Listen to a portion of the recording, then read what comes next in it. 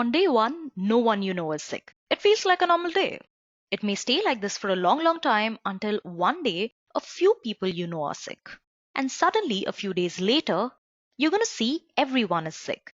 And it will feel like it happens so instantly. Everything looks fine until it isn't. This is the paradox of pandemics. And this is why an outbreak like coronavirus disease 19 or COVID 19 is bigger than it seems it is. You'll hear health officials calling for huge, drastic, and rapid responses in early days when the infection numbers are relatively small.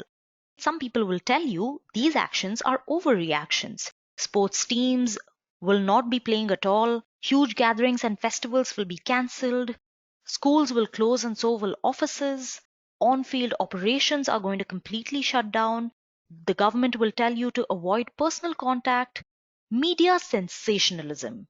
All too much for something that isn't even as big yet. But this way of thinking fails to appreciate how disease outbreaks work. It was never really fine to begin with, but we don't notice until it's very, very late. Hi, all. I welcome you to this machine learning session on the spread of COVID 19. In this session, we are going to be building a machine learning model using Python to discuss the spread of the coronavirus as well as certain steps taken by governments of countries such as India, China, South Korea, and Italy. It is all in theory. We are not claiming the accuracy of the entire model or what we are saying. We are just going to discuss about the inferences we can draw through the numbers, through the data that we have acquired. Before we begin, let's discuss our agenda for today. We're going to start out by introducing you a little bit to the spread of the coronavirus disease of 2019.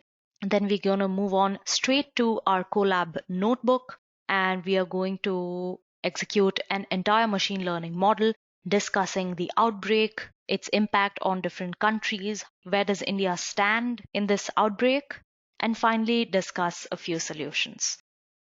With that, we come to the end of our agenda. Kindly also take up this time to subscribe to us and don't forget to hit that bell icon to never miss an update from the Edureka YouTube channel. So without much ado, let's get started. Now, the main objective of this particular video is to step into the shoes of a data scientist for an hour or two and understand how will they approach all this ever expanding scope of data that we are being exposed to. Now, as a data scientist, there are two parts of your job. One of them entails you getting your hands dirty, being aware of your surroundings, being aware of where your data is coming from. And the other part is the jazzy part of your job, not so dirty part of your job. And this is what people think about a data scientist when they say that the job of a data scientist is the sexiest job of the 21st century. Now, when something like the COVID-19 or the coronavirus is on the spread, it basically goes through 4 stages. First is the import stage of the disease, followed by the contact stage of the disease, which is where the disease starts to spread. Stage 3 is a community transmission. And finally, the entire thing is declared as a pandemic. And this is how a pandemic progresses from an import to a global pandemic. So basically, what I'm trying to say is the outbreak of coronavirus is obviously developing into a major international crisis, and it's lending to influence the most important aspects of our daily lives. For example, in most of the major cities in India, places where community gatherings occur have been shut down, like malls, cinema theaters, pubs, so on and so forth. Apart from that, in immensely affected areas, at least in most urban cities, including mine, people are starting to stock up on essentials because of the complete shutdown. Grocery shops are open for a limited number of hours a day. For example, I have stocked up for an entire month. I know people who have stocked up for 2 or 3 months. And finally, the travel ban. India has banned global travel of Indians. Corporate travel has been immensely reduced and flight fares hence have dropped. On the 22nd of March, India reported its fourth death with 325 total confirmed cases due to COVID-19. A few fresh cases from certain states such as Gujarat, Madhya Pradesh, West Bengal, and Odisha and had been reported by the Union Ministry of Health and Family Welfare. Now, the objective of this case study is to come up with a strong machine learning model which predicts how the virus could spread across different countries and regions. The goal of this task is to come up with something that predicts the spread of the virus in the next week.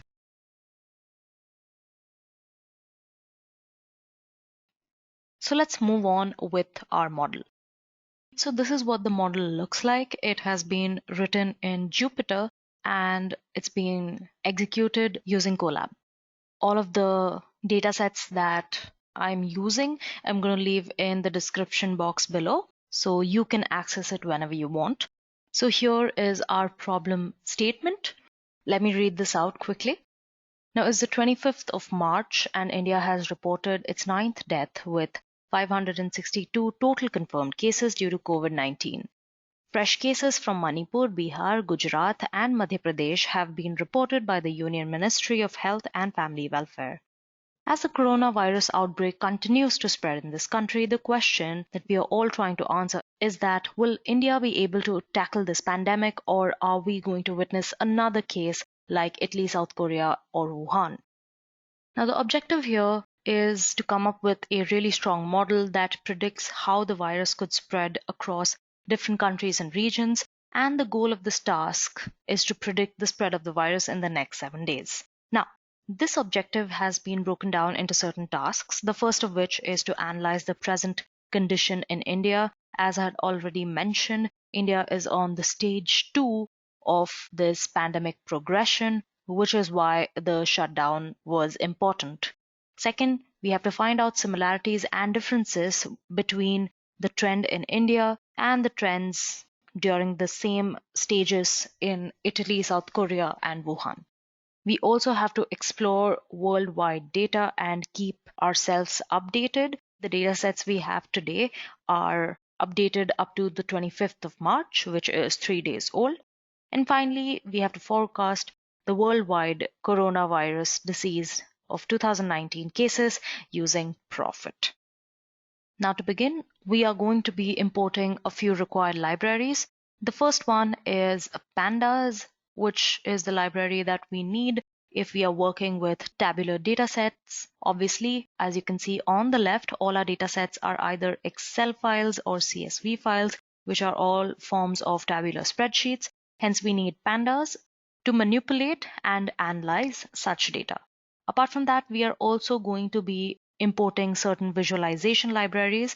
We have Matplotlib, which is the most basic visualization library. And apart from that, we have Seaborn, which is slightly more advanced, and Plotly, which is the most advanced of them all. And Folium, which helps us populate maps and geographical data. Now, some of you might wonder, what is this inline command? Let me tell you, this is nothing but a command which instructs Python to not produce your visualizations in a separate window, but to do it in the same window. All of these libraries are originally there in your ROM. By importing all of these, you're basically instructing your system to import these libraries to your RAM. Next, we are manipulating the default plot size of your visualizations and finally disabling a few warnings. Now I can go ahead to runtime and run all of these cells together by using the run all option or simultaneously pressing on Control and F9. But because I have to explain to you along the way, I'm going to run this model cell by cell. So I'm just going to run the current cell, which will give the instruction to the Python interpreter to run this single cell. With that, let's move on to part 1, which is analyzing the present condition in India. This has 19 cells hidden. We'll just click on that. Now here's just some data about how COVID-19 was reported in India. The first case was actually reported on the 30th of January when a student arrived in Kerala from Wuhan. We got a couple more reports in just the next 2 days from the same place, and then it almost just quieted down, and there were no more cases for an entire month. However, on the 2nd of March, there were 5 new reported cases of the coronavirus, again from Kerala. Since then, the cases have been on the rise, and all the other states have been affected to some degree by this virus. In front of you is a brief timeline of the cases that have occurred in India so far.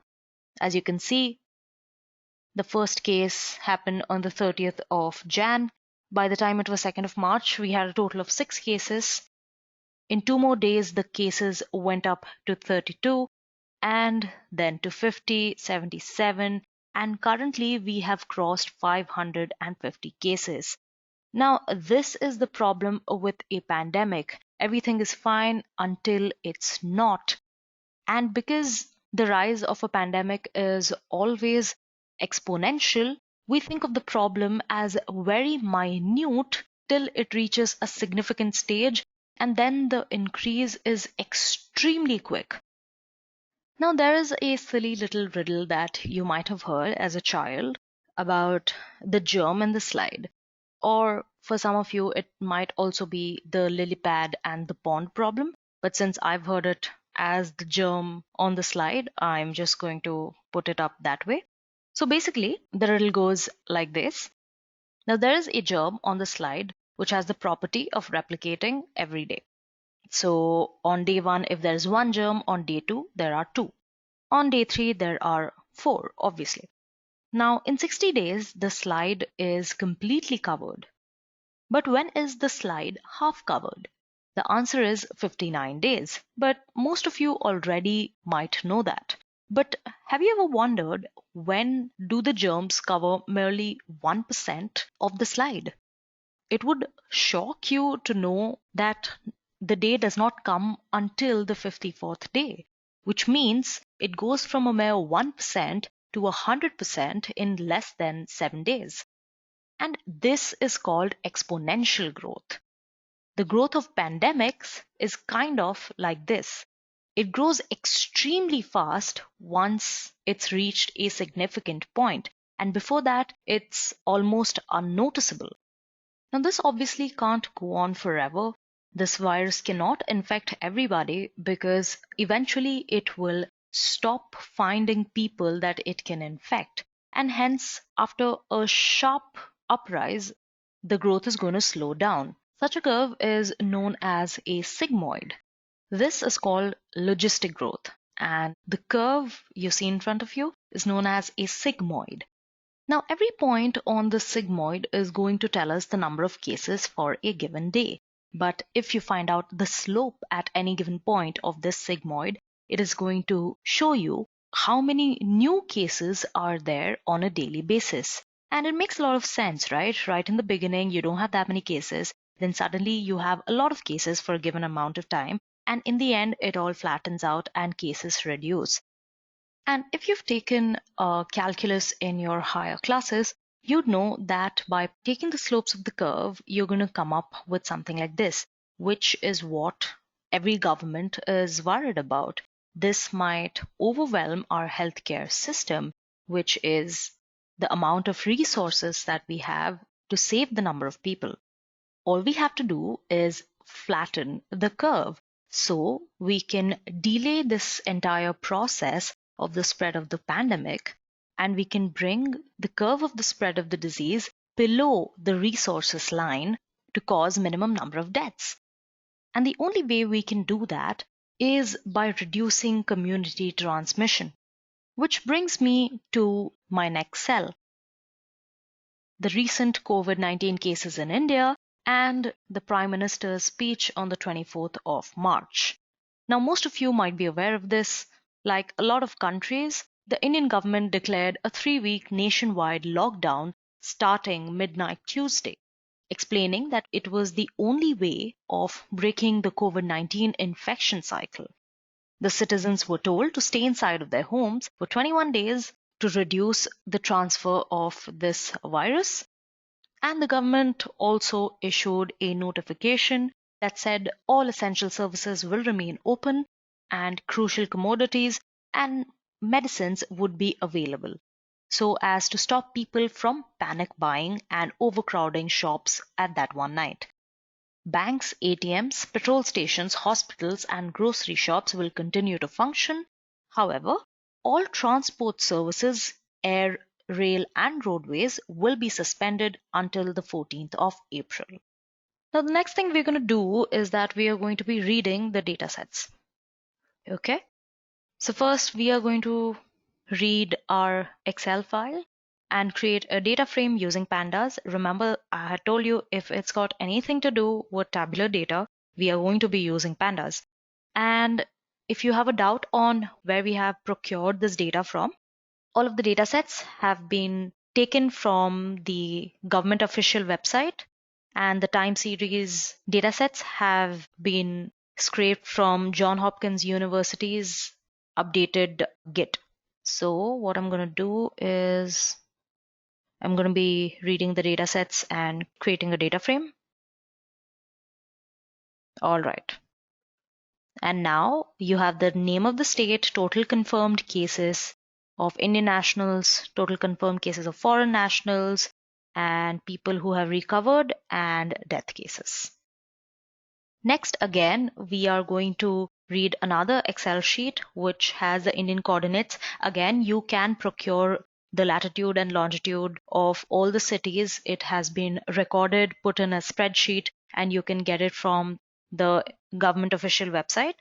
And by running the cell, what we're going to do is we're going to find out the daily progression of the cases in India as compared to the same in Italy, Korea, and Wuhan.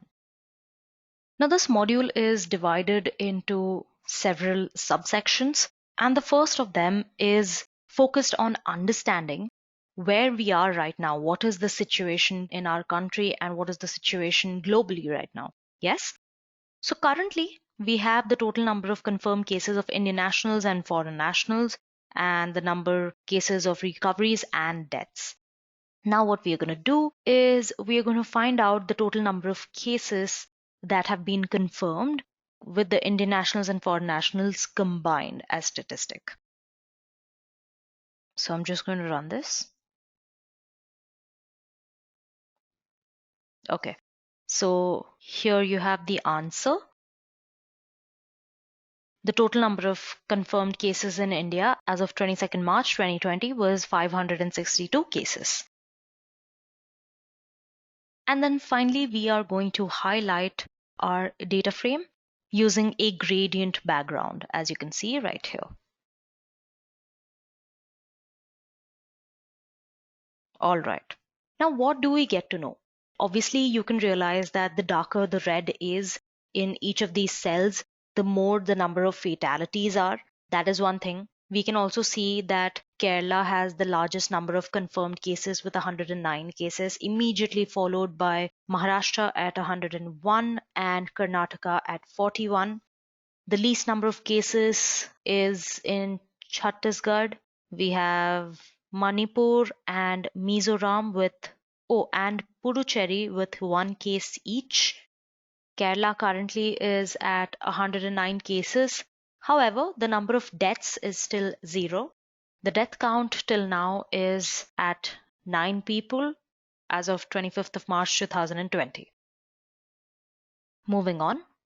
Now look at how easily we have gotten this. All we had to do for the total number of cases was to add all the total number of Indian national cases and the foreign national cases. All you have to do is name the data frame, which in my case is DF.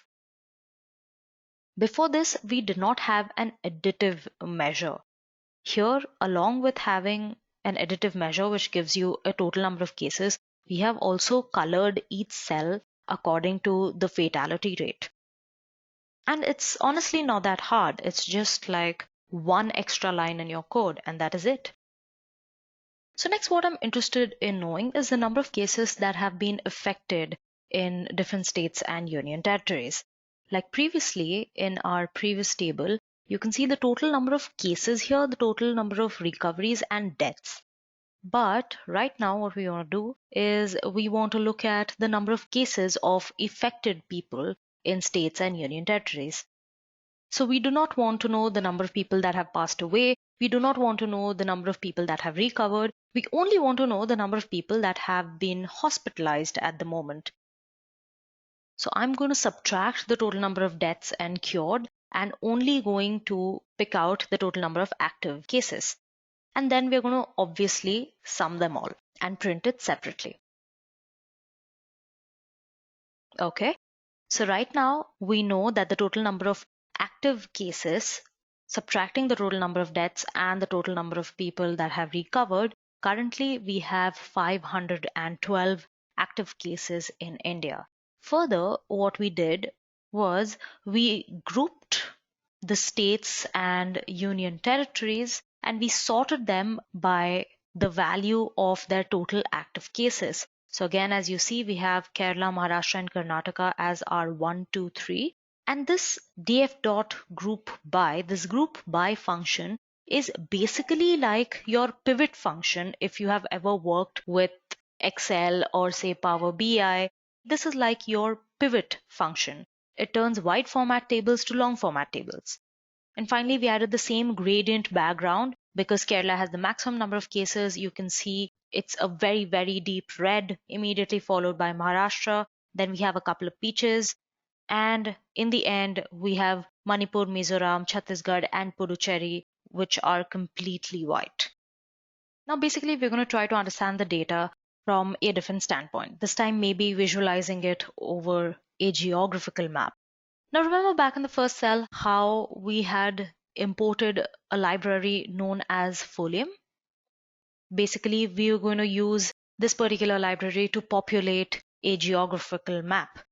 Now, if you go down and read our data sets, we have a data set which has the Indian coordinates in an Excel sheet. It's right here. Basically, we are going to use this particular library and this particular data set, and we are going to populate it according to the number of cases, how densely affected is that particular state. Okay, so there's nothing much to do. We are going to use the Folium library. We're going to use folium.map, and we have specified our location, and we have zoomed into our geography. We've also entered latitude and longitude and the values of the number of affected cases in a particular state, which is currently in a zip file, into our data frame. And we are going to display it in the form of a circle marker whose size will depend on the number of cases in a particular state.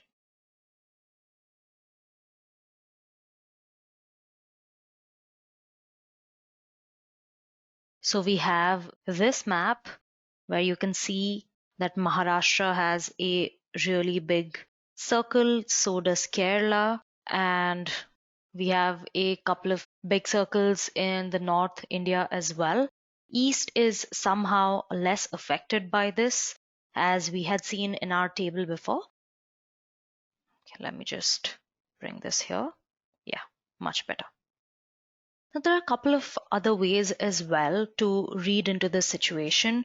Remember how we had imported the Seaborn library?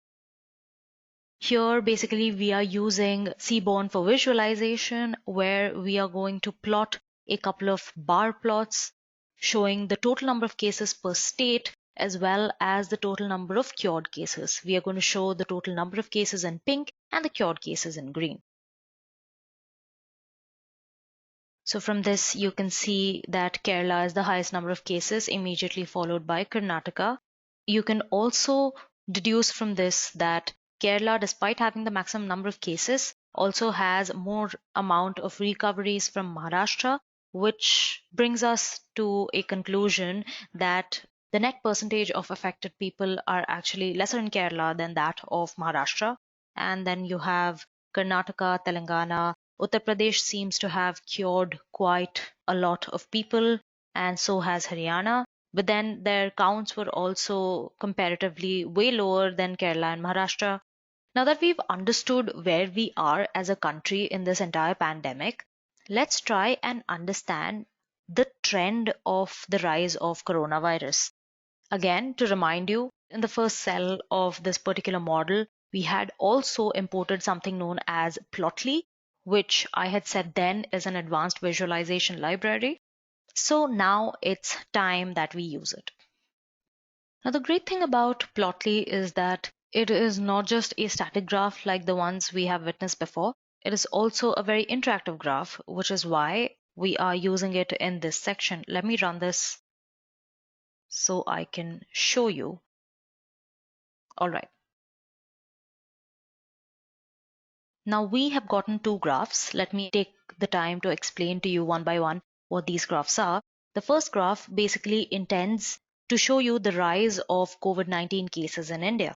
We are basically using a scatter plot, and we are using a line plus marker sort of a visualization, and we are also choosing the plot background color here. If you hover around this, you will get the date and the total number. And the best thing is if you can just zoom between, say, March 1st and March 8th, it will zoom into that part of the graph and you will get individual different plots for different days in the graph. Like we can see this quick switch between March 3 and March 4. In March 3, the number was 9, and March 4, it was 28. And if we zoom in even more, we can see the rise from 12 on the 3rd of March to 12 on the 4th of March. We can see it grow through 6 o'clock, 12 o'clock, and 6 o'clock in the evening, all the way up to 12 a.m. at night on the 4th of March. Now, the next one graph that we are creating reports the daily number of cases in India. We are going to use a simple bar chart where our axis is the date and our values are the new daily cases. And again, here too, we can select our plot color, which we have kept uniform with our previous plot. And here you have it. You have these two little cases in February, and then all the way no cases up till March, and then finally in March when we started getting more and more and more cases. And by the time it was the 22nd of March, we have reached a peak of 103 new cases on a particular day. Now, this was all about India. The next section focuses on comparing the trends in India to Italy, South Korea, and Wuhan. Now let's find out how the trends in India are in comparison with Italy, South Korea, and Wuhan. So we are going to import a column graph using Plotly. And here we're going to plot the total number of cases, the cumulative cases against date, right? So we are going to do the same for Italy, Korea, and Wuhan. So let's go ahead and run this cell.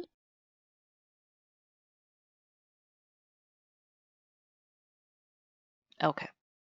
So here are our visualizations.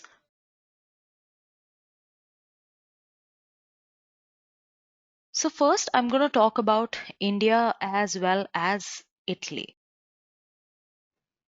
Okay. So this is the graph for India.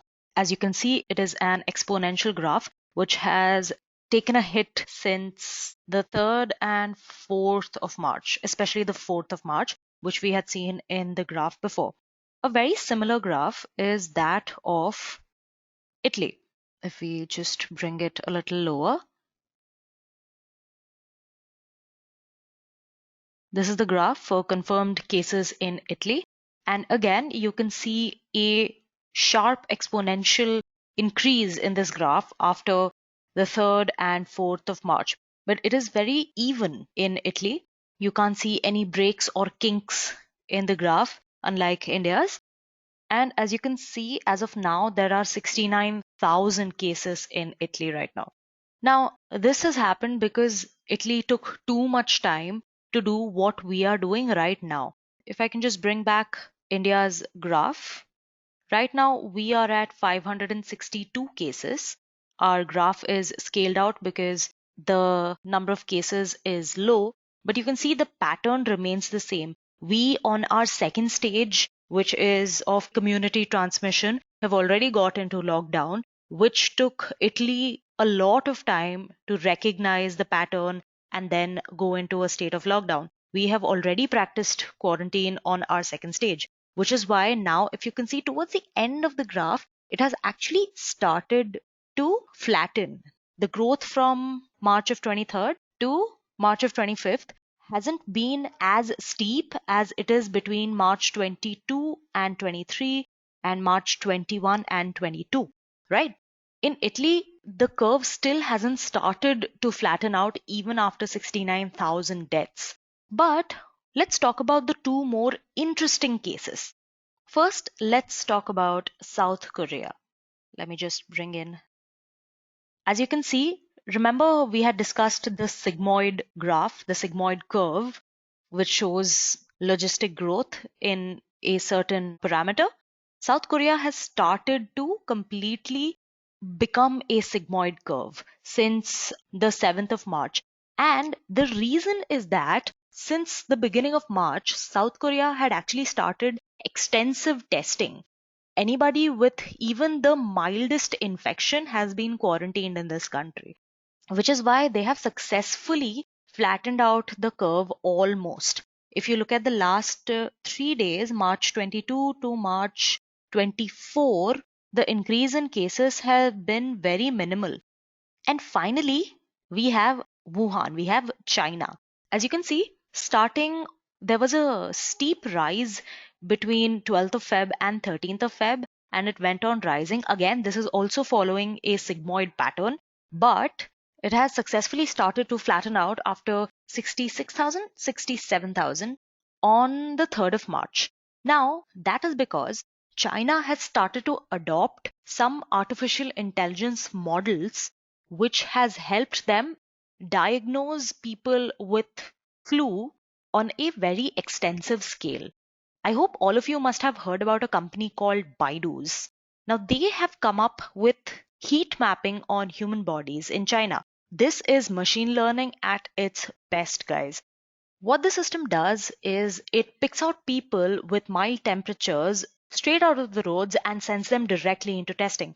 And I cannot emphasize enough how important is testing in a case like this. If you have the mildest fever, if you have the mildest fatigue, I would recommend go to the doctor right away, because that is how these two countries have flattened their curve. That is how China and South Korea have led to reducing their daily cumulative COVID positive cases.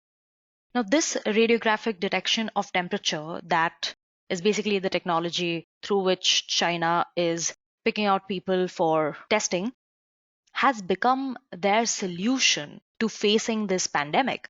And with a country as densely populated as China, they have a lot of data to work with. They have a lot of data to build upon and analyze and come up with treatments and solutions for their people, because the more densely populated your statistic is, the more reliable it becomes. Now, this also led to China selectively treating their patients, which is kind of a controversial topic. They use AI solutions to pick patients who have the highest probability of survival or who are most likely to survive, and they give them the priority in treatment. So that leaves out a lot of people who are above the age of 70 and people who are already bronchitis patients, who have weak lungs, so on and so forth, which is why it is a very controversial decision by the government of China. But that brings up their recovery stats, and that is their decision to follow. But that's about China. Talking about India, if we have to flatten our curve, like I said, we have to test, and we have to stop this infection from spreading as extensively as it is, as rapidly as it is. Now, when we talk about pandemics, the number of people that are going to be affected varies very little. But what we can do is we can slow down the progression in which we reach this number. So, at any given point of time, our curve of affected people is closer to the amount of resources we have as a country, in which case the number of affected people will remain the same, but the recovery rate will shoot up rapidly. So, closing words from this section is that I am thoroughly in favor of radiographic detection of temperature, which is being used in China. It can not just help a country during this pandemic, but also in many others in the future.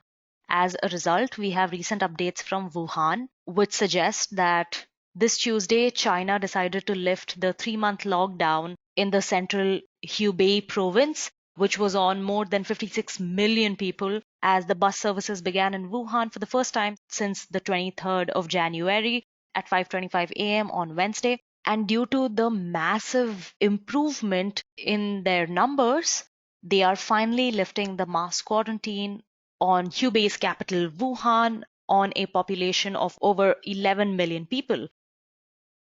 Moving on, now the comparison we did previously could be done in a common graph as well. So here we are using Plotly again to strike a comparison between all of those countries, Wuhan, South Korea, Italy, and India, and bringing them onto one canvas. Here, as you can see, the legend is given on the right. The more number of cumulative cases per day, the bluer your graph becomes. So we have South Korea and Italy up top, and we have India here at the bottom. You can see all the graphs that you saw before, but here you can see them on one canvas. We have the same numbers. We have India at 562. We have Italy at 69,000. We have South Korea at 9,000. And from a comparison point of view, I think this sort of a visualization obviously contributes more than the previous one, because we don't have to scroll up and down and look at each graph individually. We can just look at all of them at the same time. And this is as interactive as your other Plotly graphs have been. So you can zoom into these graphs like so, and zoom out by double clicking on them. Now, as we had looked at the numbers before, currently South Korea is at 9,000, Italy is at 69,000, and India is at only 562. But why is India's statistic so low compared to countries which are much smaller and much sparsely populated than ours? Is it because we have such few cases, or is the reason something else? Let's find out about that in the next section. So here we are going to start looking at the trends of countries after crossing 100 cases. Now, as we all know, the case in China, the progression happened really, really quickly without having a systematic method of recording the progression.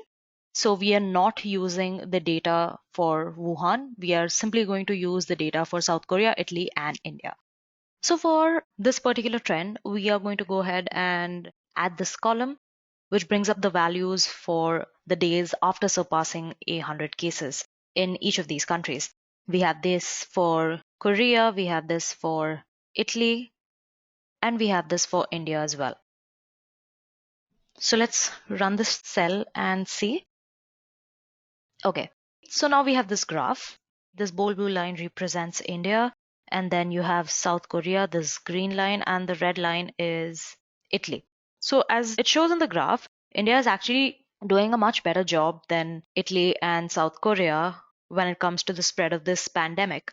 This graph depicts that in the number of days after the COVID-19 cases has crossed 100, India has the minimum number of cases out of all the three countries. Both Italy and South Korea have crossed the mark of 5,600 in the next 13 days. But is that the actual case? Are we talking about the total number of cases, or is it just the total number of reported cases? This brings me to the next section, where we are going to discuss the theories behind India having such low numbers when it comes to this pandemic.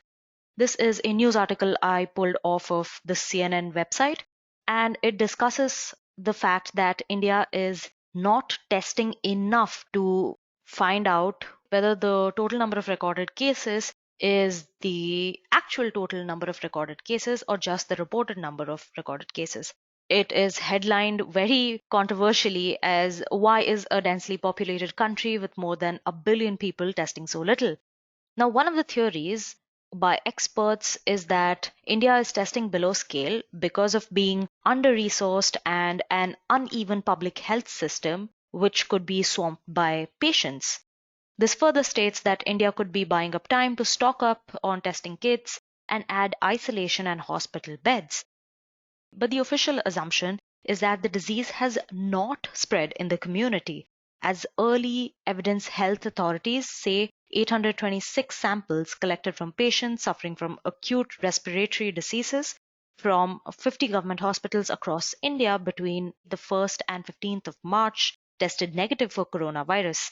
Additionally, they also state that it's kind of reassuring that at the moment there is no evidence of community outbreak, as a huge spike in the growth of coronavirus in India would do nothing more than create more fear, more paranoia, and more hype on the disease. But this is the case of our resources. According to the data in our government websites, India has 8 doctors per 10,000 people compared to larger numbers in Italy and Korea. The medical resources are bleak, and the poor culture of testing and people not going to doctors can lead to a sudden paranoia, which the government is trying to prevent at the time being. But this is just a theory. I'm just presenting two sides of the same report. If you want to read the same report, we are going to link this model in the description box below. You can click on this link and it's going to open up the report I pulled this snipping from. All right. Now that we've spoken about India, compared it to Italy and Wuhan and South Korea, let's move on and explore worldwide data. So now what we are going to do, we are going to import and explore the impact of this pandemic on the world. For that, we are using 3 separate time series spreadsheets, which you can acquire through the GitHub repository uploaded by Johns Hopkins University, or you could just go down and get it from the link I'm going to leave in the description box below. So we are basically going to read 3 CSV files. One is the confirmed number of cases. The second is the recovered global cases. And the final one is the number of deaths. Here we are doing nothing, but we are just reading the 3 CSV files. And here we are basically renaming columns. And what a head or a tail function does is it's basically going to show you the head or the top 5 results of a certain table. If I would have put tail instead, it would show you bottom 5. It's no big deal. So let's just enter this. Yes, and this is what our table looks like. We have the province or state, we have the country, latitude and longitude, and this is the entire data by date. Now, as I had mentioned earlier, this is okay for reading purposes if we have a wide format data, but to be able to effectively analyze the data, we need to convert it into a long format. If you remember, I had mentioned earlier, the group by command in Python is like the pivot functionality if you use any other spreadsheet software like Power BI or MS Excel. So we're just going to convert this wide style format into a long format. So here you have it. You have condensed the date into one column instead of multiple columns. Now you have country, you have province, you have confirmed deaths and recovered from the 3 spreadsheets that we were reading earlier. And because we have the entire world's data, we can obviously go ahead and check for India's data, which is what we are doing here. We are querying for India's data and then we are pivoting the table into a way that is more desirable for us. Now here we are. We have our date brackets from 22nd of January to 26th, which is our top 5 dates. Here we have our confirmed cases, deaths, and recovered. As we had discussed earlier, the entire month we did not have our cases until March when it shot up in India. And then we have our latest 5 dates where we have some sort of confirmation. We have 19th through 23rd. And you can see the confirmed cases, the deaths, and the recoveries. Now we basically want to display the overall worldwide confirmed cases, deaths, as well as recovery cases. And this is it. This table gives you the head, which, as I said, top 5 dates or the first 5 dates, the latitude, longitude, confirmed number of cases, deaths, and recoveries. Now let's visualize this thing. So what we're going to do is first reset the indexes of all the three data frames that we are using. And we are going to plot date-wise confirmed cases using the Go scatter graphs. Here again, we are going to be using lines with markers, and you might remember this pattern of the graph from the cumulative graphs that we had seen before. The blue line shows the total number of confirmed cases, the green line shows the number of recoveries, and the red line shows the number of deaths due to the coronavirus. Now, as a data scientist or somebody that creates machine learning models, this is one of the things you can either take advantage of, or this is something which you have to do. But the fact of the matter is that you have to pick the correct visualization, which is going to give proper representation to the insight you want to deliver from the data that is given to you. There could be a number of ways to represent a certain piece of data, but you have to decide which are the parts you want to highlight out of that data and which are the parts you do not want to show, which is not important for your audience to see. There are always a couple of ways in which you can deliver an insight that you have drawn from certain numbers. And that is just part and parcel of what comes with being in data science. So as you can see, here there is a dip in Feb 12 and a sudden rise in Feb 13. As a data scientist, these dips and spikes in a perfect curve should make you curious about what happened on that particular day that made this curve askew, or why did the curve go out of the way of being a perfect graph? Now, I did some research on this. The reason there is this kink in this part of the curve is that on the 12th of February, the main body which is responsible for researching about coronavirus came up with a new method of counting patients that have been affected by COVID-19. So on the 13th of February, there was a massive increase in the daily number of cases of people affected by the virus. But then by the end of the day, they realized that was not the proper method of counting the number of fatalities or the number of patients, and hence they switched back to the original method, which is why the graph is smooth then on. But due to the changed method in counting, the cumulative graph is obviously affected, and hence it skews from being the perfect exponential graph that it had set out to be.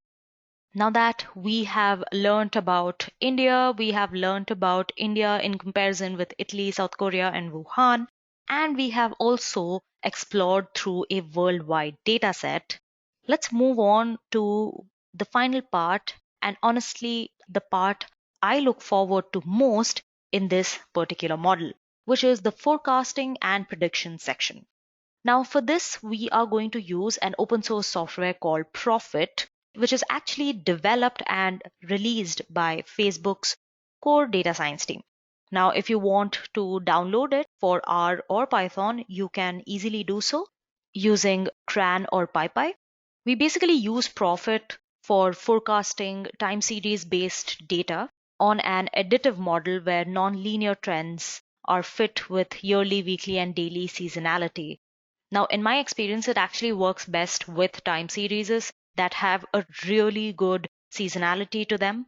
But that's the case with any forecasting package that you have.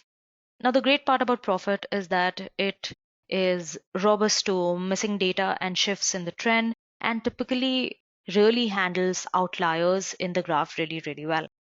For how fast it is in predicting and forecasting, it can be extremely accurate at times. Despite being fully automatic, it is also tunable. And obviously, as I had mentioned before, it is available for both R or Python. For R, you can download it from CRAN, and for Python, you can download it from PyPy. Now, here are a few GitHub references for this part of the code. So let's go ahead and do some forecasting. Well, isn't that what all of you all are here for? So we're first going to start out by importing Profit into our RAM. Then we are also going to pivot our data frames as we had done earlier. Now basically, when we are using Profit, we only need to give in two inputs, which are like two columns. The DS is the date stamp column, ideally in the format of year, month, and date, or year, month, date, and then hour, minute, second. sort of a format, and the Y column is the values column, which must be a numeric measurement, which needs to be a numeric measurement which we wish to forecast. So now that we've done that, here, the two columns are DS and Y, date stamp and values. And this is for the confirmed data set that we have. So let's run this. And we have also chosen to show the tail of that data set. So we are getting the bottom 5 values. We are getting values of March 19 through 23rd. And this is the value that we have as of now. Now what we want to do is that we want to generate a forecast for a week ahead of confirmed cases of this new coronavirus using Prophet. Now, most of you might wonder what this interval width is. If you've taken AP statistics in high school or college, you would know that interval width is actually confidence. This is either given by decimal or it can be represented in percentage. What 0.95 or 95% actually means that there is still scope for 5% error or 0.05 error, which means we are 95% sure that our forecast will be correct. So this is basically we are fitting our graph into our view and we are doing a forecast for a period of 7 days. And again, we are going to show the tail of the table because we need the latest values or the values at the bottom. And here we have it. We have our timestamps from 26th of March to the 30th of March. This method is basically assigning a predicted value in the future to a row which it names as Y hat. If you're going to pass previous dates or historical dates, it's going to provide you with an in-sample fit. The object of forecast here is basically a new data frame, which includes the column Y hat with a forecast as well as the columns for components and uncertainty intervals. As we had said, we are only 95% sure that this is going to be the correct forecast. And if you look up, we have been given an info about disabling our yearly seasonality. And yes, because coronavirus does not have any seasonality. Hence, we have put in no seasonality in this forecast whatsoever. Next, we are basically trying to find out a range within which the prediction is going to occur. Yes, we have predicted numbers, but it obviously can't be right on spot every single time. So we are going to try to put it within a range with an upper limit and lower limit. So at least the value does not deflect so much that it's basically we are setting up a tolerance for our forecast. So here you can see the value that has been predicted, which is Y hat. Here is the lower limit, which we are predicting as low as the number can go. And here is an upper limit, which means it's only as high as the number can go. The tolerance lies between Y hat lower and Y hat upper. Now we are going to plot this forecast by calling the profit.plot method. We're going to pass it our forecast future data frame. And this is our graph. As you can see, it goes beyond 24th. And this is the week zoomed in. We have Sunday through Saturday, knowing that our number is going to start real high. Now you can see there's a huge dip in Wednesday.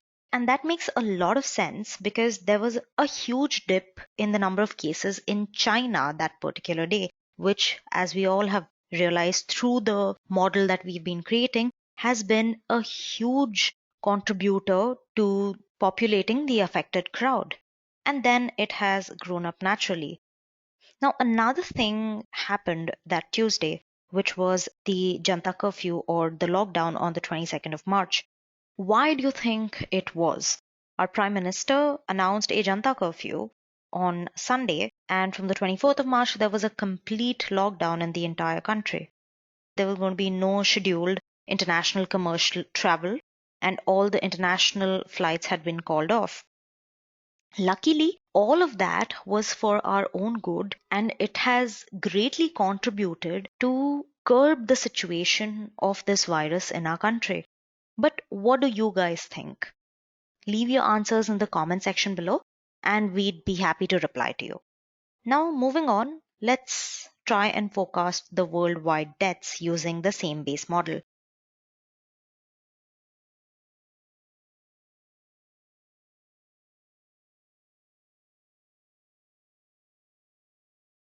Again, this is the predicted number, this is the predicted value, and this is the upper and lower tolerance.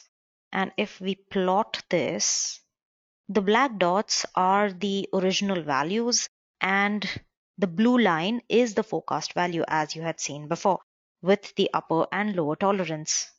As you can see, in the beginning it is coinciding with each other, but after the spike, the numbers have skewed a little bit, but they still fall under the tolerance.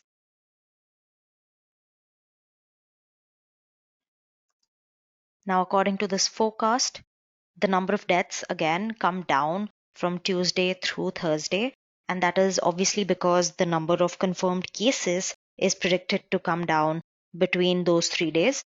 So, at least one thing we can take away from this is that all of these graphs are consistent with each other. And now, finally, the recovered cases. So, I'm going to do the same thing. I'm going to run all of these cells, and they're going to come up with date stamps. And again, we have quite a recovery out there. And this, out of everything, has the most coinciding graph, as we can see. Like, even in the exponential increase of the predicted cases and actual cases, there is amazing cohesiveness. And as you can see, the recovery cases are most in Sunday and Monday, obviously, because most number of identified cases according to our model are also on Sunday and Monday. Tuesday, Wednesday, and Thursday, right till Friday, take a hit because obviously there are no cases between these 3 days. So, who are doctors going to recover for these 3 days? Friday, it has hit rock bottom and it rises on Saturday again. Now, moving on to answer the most important question, which we had set out to find the answer to through this entire exercise. Will India become the next Italy, South Korea, or Wuhan? The answer, according to this model, is yes, most certainly. If you look at the world's data and its forecast, you can say that our country might face one of its worst days unless and until we do something which quickly and strictly curbs the spread of this disease. This lockdown is just one of those many, many steps that we could take as a country. The pattern of rise of the spread of virus is exactly mimicking how it went up in Italy and South Korea. So, a short request to all of you is that the moment you figure out symptoms in yourself, go ahead and test. Do not take your cough and cold lightly. This could be absolutely fatal to your health, especially if you are late middle aged or you know somebody who is an elderly person. Take them immediately to your nearest doctor or nursing home. You can already look at the number of cases rising in other parts of the world. So please take a lesson from there. We still are in the second stage of progression of this pandemic. We can still curb its spread. And if not curb, we can at least slow it down by taking care of ourselves and the people around us. Remember, the reason the number of cases in India are lower than these other countries is partly because the low number of reported cases in our country.